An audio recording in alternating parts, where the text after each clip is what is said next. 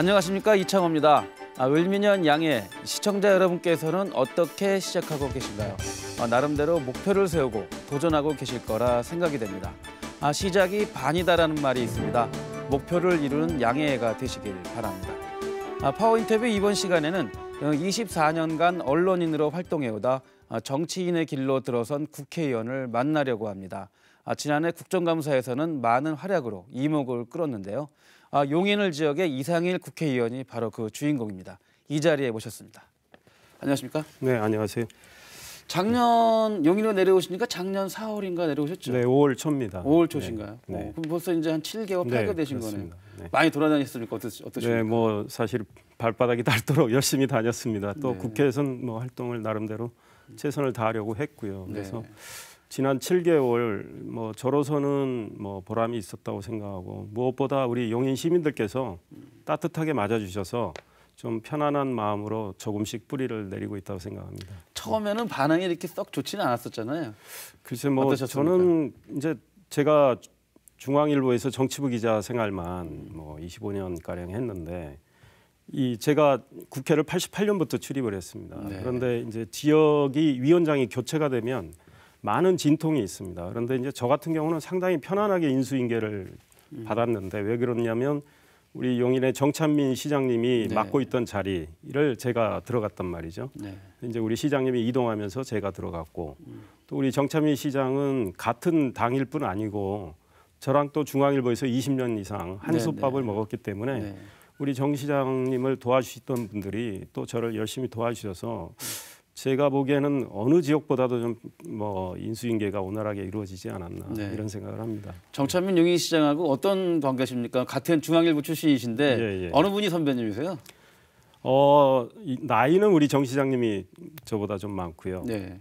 입사는 제가 빠르고. 그러세요? 예. 그럼 정찬민 시장이 부를 때 어떻게 부르십니까? 정찬민 시장님이 또 다른 이제 언론에서 활동을 하셨으니까 네. 연조가 중앙일보에서는 뭐 같은 연조였습니다. 그렇군요. 예.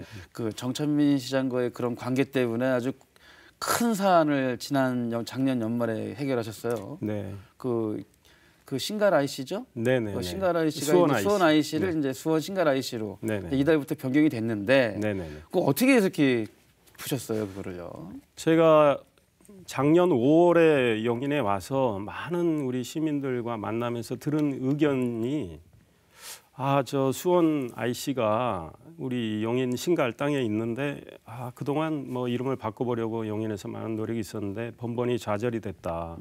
저걸 한번 바꾸는 노력을 한번 해봐라. 이런 말씀을 주신 분들이 많아서 마침 도로공사 사장에 그 김학송 사장님이 2013년 12월에 취임을 하셨습니다. 그런데 김학송 사장님은 제가 기자 시절에 국회의원을 하셔서 그때부터 네. 친분이 있는 데다가 네. 2012년 대선 때 제가 새누리당 대변인 겸 새누리당 중앙선대위 대변인을 했습니다. 네. 그때 우리 김학송 사장님은 새누리당 중앙선대위 유세총괄 본부장을 하셨고요. 네. 그래서 저희가 아침 저녁으로 전략회의를 하는 멤버였습니다. 네. 또 특별한 친분이 있었고 이 수원 IC를 그대로 놔둬서는 용인이 이제 인구 100만을 바라보는 도시가 됐는데 그 용인의 관문이고 또 용인의 자존심과 관련된 문제여서 제가 노크를 한번 해봤습니다. 그래서 김학송 사장께 작년 8월 20일 날 편지를 보내고 전화 통화를 합니다.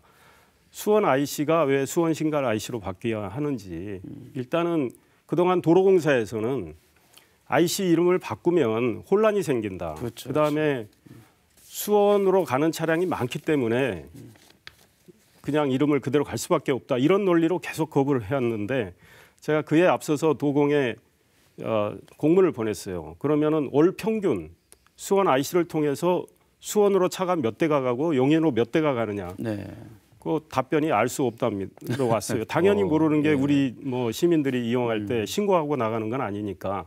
그럼 당신들이 주장해왔던 논리가 스스로 틀린 거 아니냐, 자가당착이 아니냐. 그러니 첫째 행정구역 이름을 따라야 하는 네. 기준이 있으니 당연히 신갈로 해야 된다. 그러나 그동안 수원으로 써왔기 때문에 혼란을 줄 수도 있으니 수원 신갈로 하는 게 타당하다. 둘째 용인으로 가는 차량과 수원으로 가는 차량을 구분할 수 없다면 당신들이 거부할 이유가 없다. 그러니 행정구역에 타당한 이름을 부여를 해주는 게 맞다. 그래서 신갈 IC로 하는 게 마땅하지만 쭉 써왔던 걸 생각을 하면은 혼란을 줄이기 위해서는 수원 신갈로 하자. 수원은 또 시고 신갈은 동이기 때문에 그러면서 그 장문의 편지를 보내고 또 직접 전화드려서 설명했는데 우리 김학송 사장님이 바로 다음 날 그 주무 책임자인 교통처장에게 이상일 의원 요구를 긍정 검토하라고 지시를 바로 했습니다. 그러면서 그 이후에 실무 작업이 원활하게 이루어졌고 그 불과 며칠이 안 걸렸잖아요. 그게. 네, 그렇습니다. 그래가지고 그래서 9월 4일 날 용인시가 도공에 공문을 보냅니다. 그 공문에 이렇게 나옵니다. 이상일 의원이 서신을 통해서 요구한 대로 이렇게 바꿔주시면 좋겠다. 제가 그 공문 봤습니다. 네. 그렇게 됐고 12월 15일 날 이제 최종적으로 도공에서 저하고 용인시에게 이제 답신 공문을 보내줍니다. 이상일 의원의 서신과 용인시의 공문 요청에 따라 이름을 2015년 1월 1일부터 수원 신갈 IC로 바꿉니다. 이렇게 왔고 약간의 시간은 걸렸지만 이게 4개월 만에 마무리가 된 셈입니다. 네, 그렇군요. 네. 뭐 그 이외에도 여러 가지 일들을 좀 많이 하셨어요. 국정감사에서도 여러 가지 상도 받으시고. 네. 국정감사 좀 해보시니까 좀 어떠셨어요? 국정감사는 사실 뭐 저도 언론인 출신이고 언론은 굉장히 비판적인 시각으로 보고 또 그런 그때는 비판을 취재 같은 걸 좀 많이 하셨잖아요. 네, 그렇죠. 사실 국정감사가 1988년에 부활이 됩니다.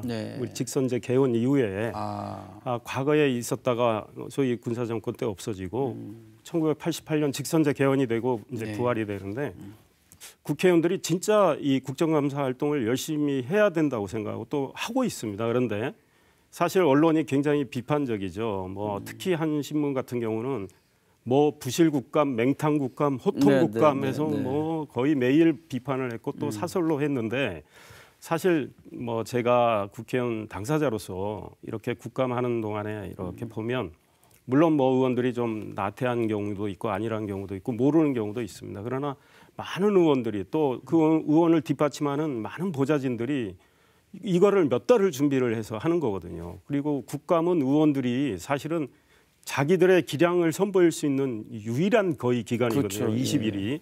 그래서 진짜 전력을 다해서 준비를 하는데 그 전에 공부도 많이 하시잖아요. 의원들이 이렇게 지적하는 거 보면요. 우리 행정부 공무원들이 깜짝깜짝 놀랍니다. 자기들이 덮으려고 했던 거, 자기들이 몰랐던 거 이게 다 지적이 됩니다. 국감을 부실하게 해서 국감 무용론을 막 강조하는 언론도 있지만 만약에 국감이 이루어지지 않는다면 행정부는 행복하지만 국민은 불행해질 거다. 의원들이 제가 보기엔 다수 의원들은 국감을 열심히 하고 제 경우는 제가 단 한 번도 이석한 적이 없습니다. 제가 국감 기간 동안에 화장실도 쉬는 시간에 갔습니다. 상도 많이 받으셨어요. 그렇게 열심히 하셔서. 진짜 화장실 안 가고 성실하게 열심히 했더니 그 NGO 모니터단에서 주는 상이 제일 어렵거든요. 그분들은 모니터단이 와서 국감 시작 아침 10시부터 국감이 뭐 12시에 끝날 때까지 계속 감시하죠. 어떤 분이 몇 시에 화장실 나갔던 그러니까 나간 거는 화장실 가는 건 밝히지는 않지만 뭐 화장실 갔다가 잠시 비워도 다 체크를 합니다. 뭐 몇 시에 나가서 몇 시 몇 분에 나가서 몇 시 몇 분에 들어왔다. 그러니까 기본적으로 자리를 지키는 게 중요한 것 같아요. 성실성이고 또 있으면 자리에 앉아 있으면 많이 배우게 되니까요. 여러 가지 이제 국정감사도 말씀드렸는데 이번에 법도 하나 지금 발의하셨죠? 그 수능 피해 규제법이죠. 그건 어떤 법안인가요? 그 2014년도 수능이죠. 그러니까 수능 시험은 2013년도에 있었고 그 세계 지리 8번 문항, 그 문항이 이제 출제 오류가 생겨서 피해를 입은 학생들이 한 18,000여 명쯤 됩니다. 물론 그 이제 오답 처리가 됐기 때문에 그러나 이제 그 점수 때문에 꼭 어떤 대학을 그 점수가 모자라서 뭐 떨어진 학생은 또 다르죠. 그렇게 해서 떨어진 학생이 4년제 대학에서 한 430명쯤 되고요. 전문 대학이 한 199명인가 됩니다. 그래서 이제 629명이 이번에 그 성적이 정정 처리되면서 자기가 원하던 대학에 갈 수가 있고 또 뭐 편입학도 할 수 있게 됐는데 이 학생들을 빨리 구제를 해야 되겠다 이 생각이 들었고요. 또 학부모들이 뭐 얼마나 걱정이 많았겠습니까? 그래서 이거는 국가의 책임이다. 국가가 책임을 인정해서 신속히 구제하는 게 맞다 해서 이 법안을 이제 제출했고 야당의 박홍근 의원도 이제 비슷한 취지의 법안을 내서 우리가 저 교육문화체육관광위원회 법안 소위에서 두 법안을 병합 심사를 해서 한 법안으로 만들어서 빨리 처리를 했습니다. 이에 대해서는 뭐 여야가 의견이 엇갈릴 이유가 없기 때문에 네. 그래서 뭐 학생들이 이제 구제가 됐고 학부모들이 좀 안도하게 됐는데 그래도 학생들이 피해를 받던 1년간이라는 그렇죠. 네. 기간은 구제할 수가 없는 안타까움이 있고 뭐 이 학생들이 구제된 학생들은 직접 피해자입니다. 네, 직접 네. 그 커트라인에 걸렸던 학생들. 근데 그 성적이 깎임으로 인해서 이 대학은 못 갈 것 같으니까 다른 대학 가자 해서 좀 하향 지원해 가지고 줄줄이 밀려서 간접 피해 본 학생들이 있지 않습니까? 그렇죠, 그 그렇죠. 학생들은 그 뭐 우리가 피해 봤다고 확인하기가 어렵기 때문에 구제를 못한 게 안타깝죠. 네, 그렇군요. 이게 이제 시행이 되는 건가요? 그럼 어떻게 네, 되는 건가요? 바로 시행됩니다. 되는 그래서 거죠? 2월에 네네. 이제 대학교 등록할 때 등록금 낼 때 바로 이 학생들은 정원 외 입학으로 신입학을 할 수 있고 편입학을 할 수 있게 됐습니다. 그래요. 네.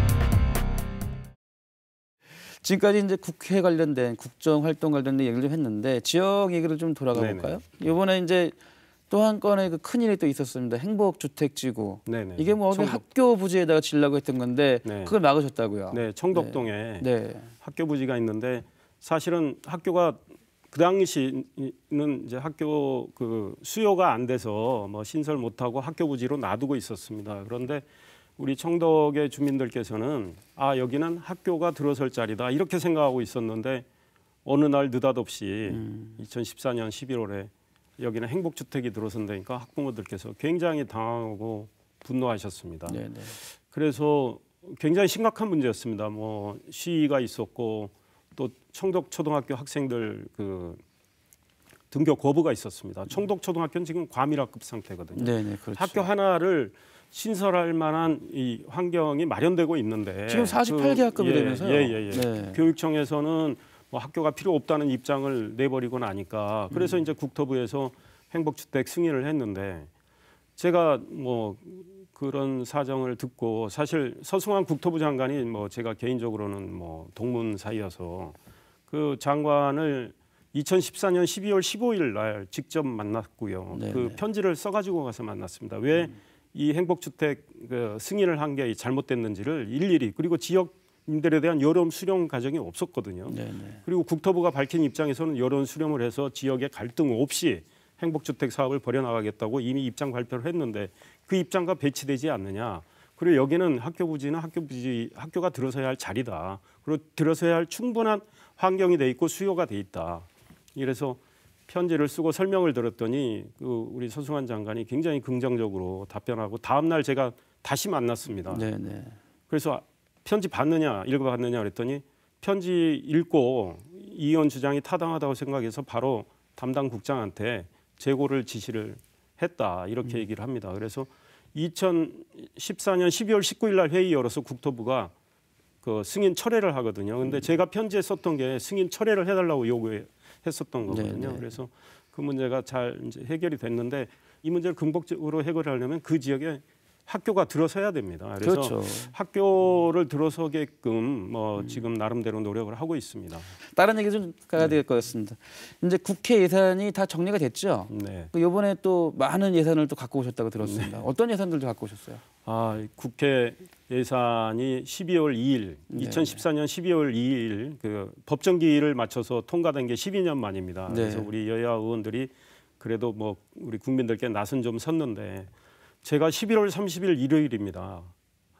그 예결위에서 저한테 그 제 지역에 국비 예산을 한 5, 6억을 주겠다고 얘기를 소위해서 네네. 우리 저 하남의 이현재 의원이 전화가 왔어요. 네. 그래서 사업을 뭐 좀 내놓으라 그래서 시청에 알아봤더니 아이고 기흥하고 수지 지역은 뭐 국비 사업이 없기 때문에 뭐 예산 딸 게 없습니다. 그래서 네. 아니 주겠다는 걸 못 받으면 어떡하냐. 네. 그래서 무조건 받아야죠. 만들어서라도 그래가지고 받아야죠. 일요일 날 오후에 제 보좌관한테 무조건 시하고 협의해서 예산 받을 수 있는 걸 해봐라. 그래서 사실 마북천이 있는데 이 마북천은 뭐 현재 용인 갑 지역에 해당하지만 또 네네. 이게 마북천이 뭐 제 지역까지 쭉 오거든요. 이 예산, 이 마북천은 늘 그 비가 오면 침수가 좀 되고 네네. 또 생활하수 문제도 있고 그래서 이 환경 정비하는데 용인에서 30억을 요구를 했었는데 정부가 21억을 책정을 했습니다. 아 예. 9억이 깎였습니다. 그래서 우리 국토위원회 이우현 의원이 4억을 증액을 한 상태였습니다. 네네. 그래서 제가 이거 6억을 증액해 달라고 그랬습니다.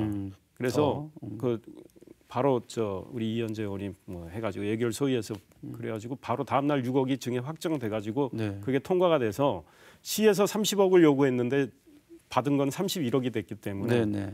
뭐 그렇게 됐고 제가 이제 교육문화체육관광위원회 소속이기 때문에 네. 이쪽 관련 뭐 예산에서 증액시킨 것만 해서 한 50억쯤 되고요. 네네. 또 용인에 이 우리 종합운동장이 1996년인가 지어졌습니다. 그렇죠, 예. 그래가지고 거기가 좀 노후돼가지고 뭐 비도 새고 뭐 벽에 균열도 가고 보수가 시급한 상황이고 용인 실내체육관은 뭐 2000년대에 지어졌지만 이 소위 청중석에 관객석에 난간이 없어서 좀 안전 문제가 있거든요. 그래서 그 난간 설치하는 비용 등등 해서 제가 체육진흥투표권 그러니까 스포츠 토토죠. 그 수익금 11억 5천만 원 또 따고요. 네. 구갈중학교는 냉난방 시설이 오래돼 가지고요. 아주 여름에 학생들이 너무 고통을 겪고 있고 선생님들 마찬가지고 겨울엔 난방은 안 되는데 난방비만 많이 나오고 그래서 교육부 특별교부금 3억 1,700만 원. 네네. 그러니까 그런 냉난방 시설 전면 교체 자금입니다. 네네. 근데 통상 교부금을 얻으려면 시비 매칭으로 해서 시에서 뭐 한 일정 뭐 부분 30% 내면 국비 뭐 70% 나오는데 이거는 교육부 특별교부금 전액으로 하게 해줬고. 전액으로 네, 되는 네, 겁니까? 네. 그래서 또 보정동 주민센터 우리가 지금 뭐 이제 짓고 있는데 그 보정동 주민센터 경우는 현재 그 상가 건물에 임대해 있고 굉장히 그렇죠. 비좁습니다. 예, 그래서 없습니다. 뭐 물론 시 예산이 책정이 돼 있지만 제가 행자부 특별교부세 그 5억 원을 뭐 받았습니다. 그래서 정정섭 장관님 좀 괴롭히고 뭐 그거 받기 위해서 청와대도 좀 동원하고 했습니다. 네. 자 이제 예산뿐만 아니고 또 투자 유치도 성공하셨죠? 흥덕 IT밸리인가요? 예, 예. 네, 이거 좀 내용 좀 네. 간단하게 좀 말씀해 주세요.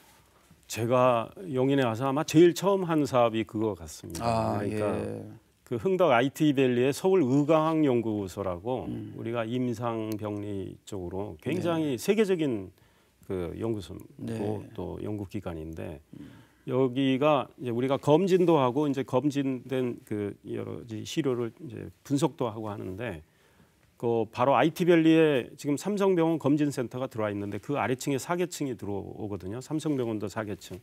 여기는 이제 그 분석하는 기관으로 이래 들어오는데 이게 한 400억 투자를 하는 겁니다. 네. 그래서 올해 이제 입주가 아마 조금 있으면 시작이 되지 않을까 네. 이런 생각하는데 그 용인이 이제 재정난을 겪고 있기 때문에 저는 가능한 한 좀 좋은 기업들을 또 무공의 기업들을 좀 많이 이렇게 좀 들어왔으면 좋겠다 해서 노력을 해서 그게 이제 제일 처음 결실을 맺게 된 건데 그것도 역시 개인적으로 제가 뭐 의과학연구소 그 이경률 이사장님 좀 알고 또 흥덕 IT밸리 쪽에 계신 분을 좀 알고 해서 이쪽으로 오게 했고 또 나중에 발표가 되겠지만 몇 개 또 좋은 기업들이 뭐 거의 다 성사 단계에 있습니다. 그래서 이런 기업들이 들어오면 또 법인세도 내고 그래서 우리 용인의 재정난을 완화하는데 이제 보탬이 되지 않을까 생각이 됩니다. 네. 네.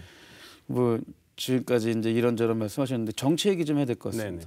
그 기자 생활하시면서 정치를 하시겠다 마음을 굳히신 거잖아요. 네. 그때 그 모델이 있으셨을 것 같아요. 어떤 분을 이렇게 좀 보고 존경한 분이 계신지. 사실은 제 아버지가 정치인이셨습니다. 네. 국회의원 3번 하셨습니다. 아 네. 그러셨어요? 야당 의원 하셨는데요. 그 아버지한테 저는 이 품격의 정치 이런 걸 배웠습니다. 그리고 정치는 가슴으로 하는 거다. 정치는 머리로만 해서는 안 된다. 가슴으로 한다는 건 상대를 이해하려는 노력을 해야 된다는 거죠. 그러려면 들을 자세가 돼 있어야 되고 진정한 소통을 해야 되는 거죠. 그렇게 하면은 품격의 정치를 할 수 있다라는 건데 저는 뭐 아버지가 뭐 그 삼선하시는 과정에 많은 뭐 고난도 겪으시고 했지만 참 그 제가 정치부 기자를 88년부터 했는데 아버지하고 이제 같이 정치를 했던 분들이 뭐 아버지는 야당이었고 네. 또 여당 쪽에 계셨던 분들조차도 당신 아버지는 참 그 정치를 좀 남을 이해하려는 차원에서 또 점잖게 뭐 품격 있게 했다 이런 말씀 많이 하고 또 특종도 많이 줬습니다. 그래서 그 아버지를 특종. 좀 배우려고 네. 노력을 많이 했습니다. 네. 지금 아버님 같이 돌아가셨습니다. 돌아가셨습니다. 2009년에. 네. 예, 참 네. 아쉬우시겠네요. 네. 이제 하늘에 계신 아버님께 그 인사 말씀 한번 전하시죠. 예, 뭐 아버지 얘기하면 좀 이렇게 먹먹합니다. 네, 네. 제가 정치하는 걸 못 보시고 돌아가셨거든요. 네, 그런데 제가 중앙일보 워싱턴 특파원 할 때 2009년에 1월에 돌아가셨는데 뭐 아버지는 안 계시지만 아까도 말씀드렸지만 늘 아버지가 어렸을 때부터 그 정치란 어떤 거다라고 가끔 말씀하신 걸 제가 잘 기억하고 새기고 있거든요. 네. 그래서 그런 맥락에서 쭉 정치를 하려고 하고 아버지한테 부끄럽지 않은 그런 자식이 되겠다.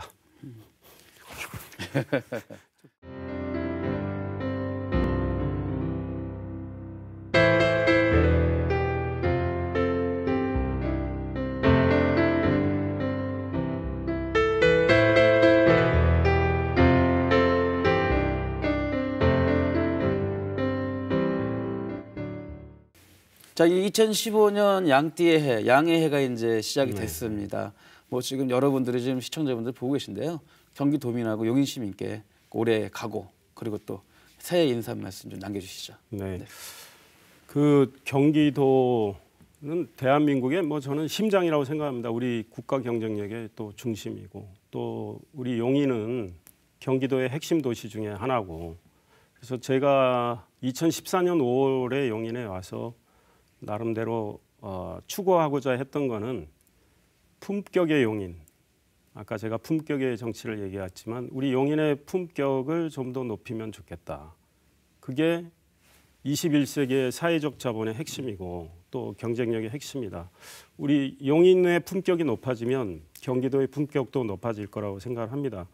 용인의 품격이 높아지기 위해서는 저희 같이 정치하는 사람들이 스스로 품격을 높여야 한다고 생각합니다. 그래서 좀 품격 있는 정치를 하면서 우리 용인 시민들이 바라는 여러 가지 정치. 저는 제가 정치부 기자 오래 했지만 무슨 거대 담론의 정치를 원하는 건 아닙니다. 국민들의 작은 불편이라도 하나 도와드릴 수 있는 그런 생활 정치를 하고 싶습니다. 그래서 그런 맥락에서 제가 지난 7개월 이상 용인에서 일을 했고요.